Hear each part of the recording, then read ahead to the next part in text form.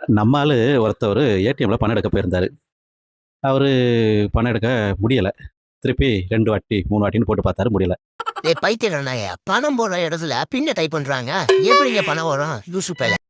இந்த மாரி நான் பணம் எடுக்கிறேன் வரமாட்டேங்குது அப்படின்னு சொன்னோனே, அவரு வந்துட்டு அந்த டெல்லர் பொண்ணு வந்துட்டு, "இல்ல சார் இருங்க ஒரு நிமிஷம் பார்க்குறேன்" அப்படின்னு சொல்லிட்டு, அவங்க என்ன பண்றாங்க, அந்த அக்கவுண்ட்ட பார்க்குறாங்க. "சார் உங்க அக்கவுண்ட்லாம் கரெக்ட்டா தானே சார் இருக்குது.